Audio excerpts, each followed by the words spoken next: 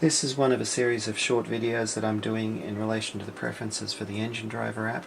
In this particular video I'm going to look at some of the options in relation to the speed slider and speed buttons. So out of the box you get a slider to control your locomotives. I've got two showing there, which is the default, but we can go in and we can make some changes to that. So under preferences and under speed slider and button preferences, we can do some things. Well, the first one we'll look at is increasing the slider height.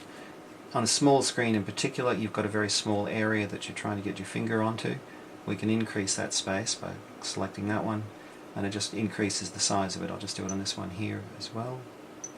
It's most noticeable obviously on smaller screens.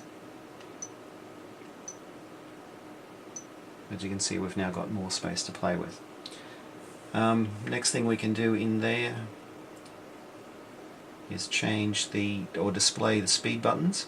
I'll come back to that one in a second. So by displaying the speed buttons, we get both a slider in the middle and buttons that we can press on either side. Now the space between the two is relatively small, and it is possible to accidentally, especially when you're at low speeds, be trying to hit the slider when you actually hit the button, and you can go and change that margin. So that's under preferences, and so that's this one here, throttle speed slider margin, and if I increase that up to something substantial, 20, may not be obvious, but there's now more space between the slider and the button, and it decreases the probability of accidentally hitting one when you're trying to get to the other.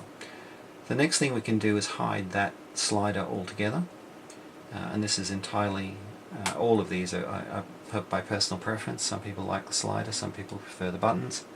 So in that case there, I've gotten rid of the slider completely, and all I've got is the speed buttons. The amount that changes is something I'll cover in a separate video. You notice it's bouncing by 4 each time, not as you might expect 1.